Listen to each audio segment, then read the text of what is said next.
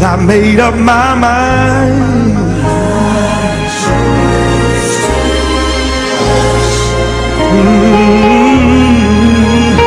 I've got too much inside of me to just give up.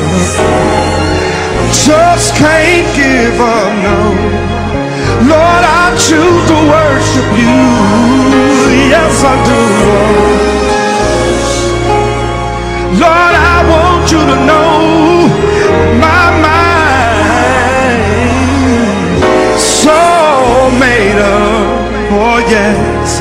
And is that your voice calling me?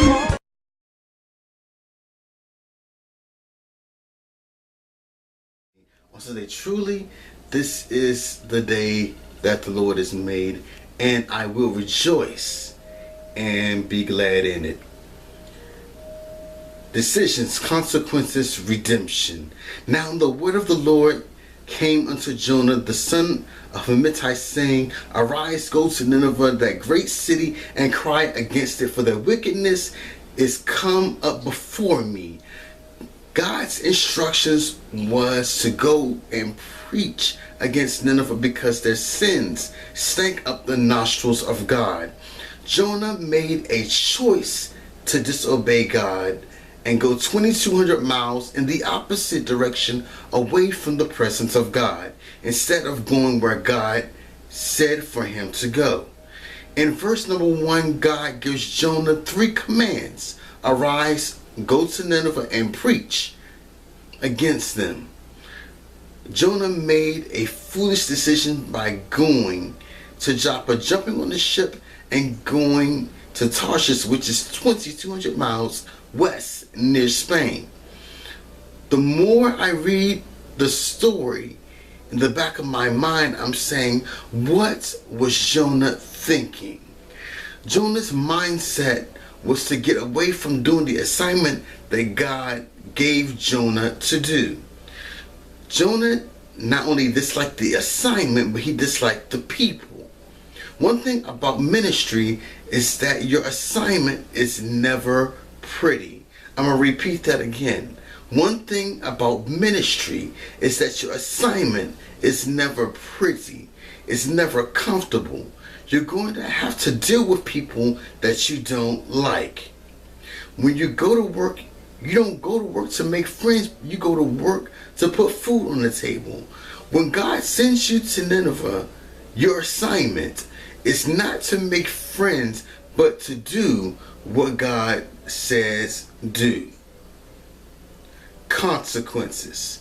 In every decision we make, good or bad, there is consequences. In this story, negative decisions created negative consequences. Jonah's rebellious decisions to go to Joppa, jump on a ship, and travel 2,200 miles west to Tarshish near Spain caused a chain of events. But the Lord sent out a great wind into the sea, and there was a mighty tempest in the sea. God knows how to get your attention when you are out of place. Jonah's decision to disobey God had brought grievous consequences, not only to him, but to the people who were on the ship with him. Jonah's foolish flight was arrested in the midst of his image sense of security. The lot points out Jonah as the guilty person. Jonah is now acknowledging that he is the cause of the storm. I don't think that Jonah thought he could run away from God. I believe that he wanted to quit.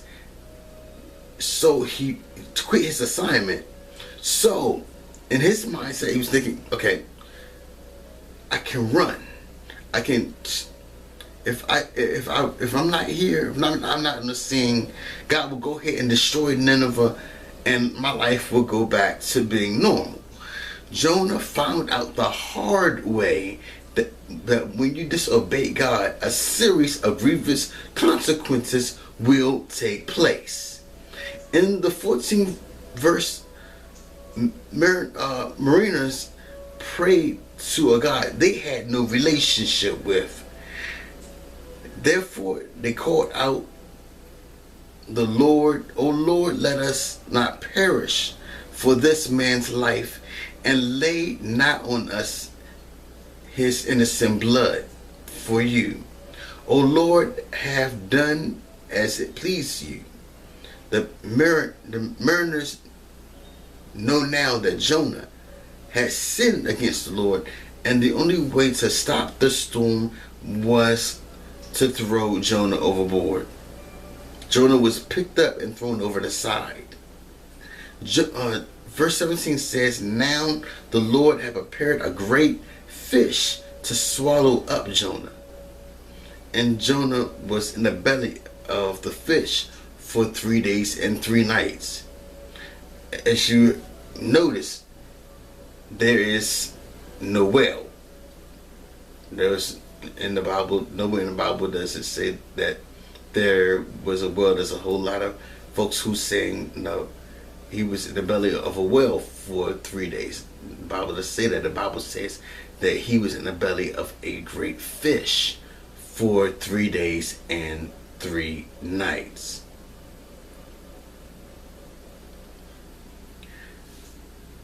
Imagine all this is going. Imagine being in the belly of a smelly, stinky fish for 3 days and 3 nights. It is not a pleasant thought, is it? In the midst of the confinement, Jonah comes to his senses and begins to pray. It is amazing how we get ourselves into Jonah-like conditions, and that's when we feel the need to pray.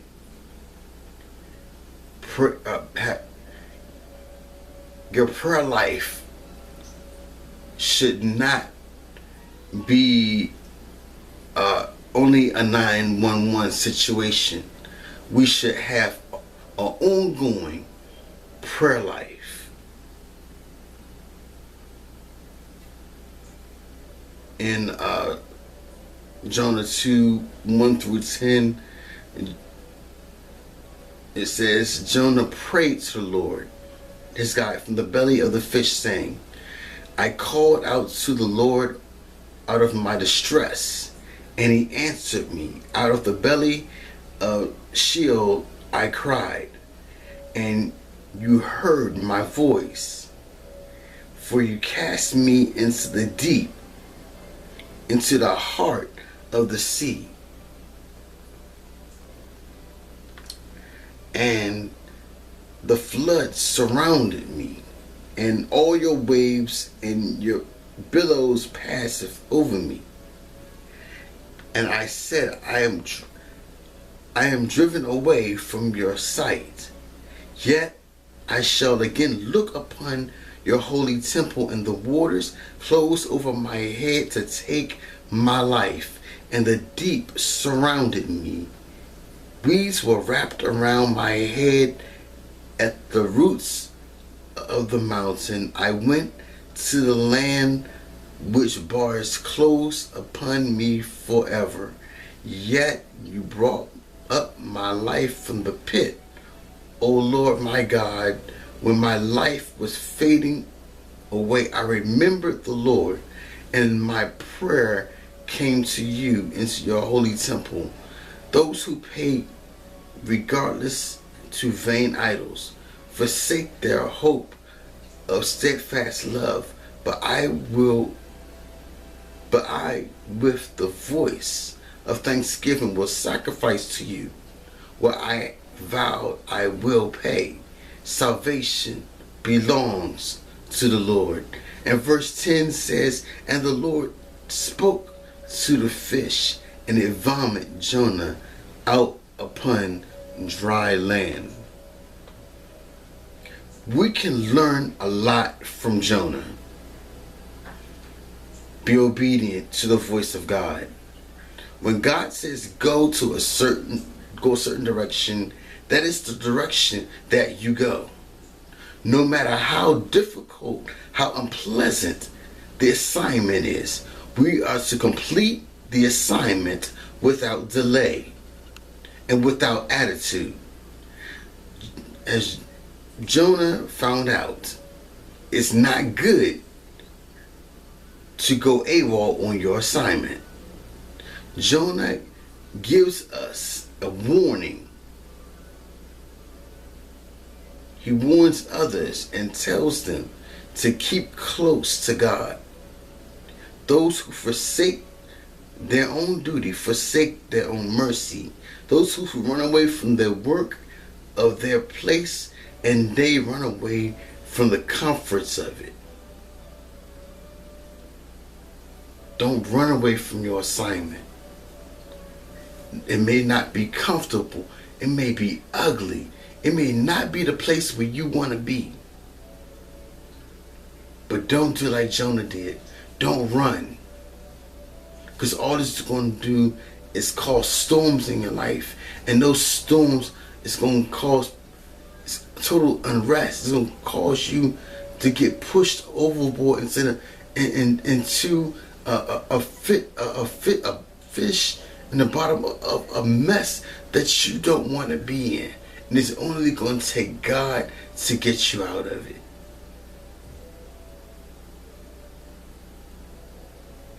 Consequences. Decisions, consequences, redemption. But I made up my mind.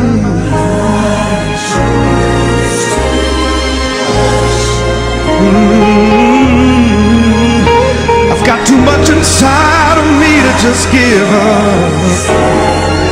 Just can't give up, no. Lord, I choose to worship you. Yes, I do. Lord, I want you to know my mind so made up. Oh yes, and it's that your voice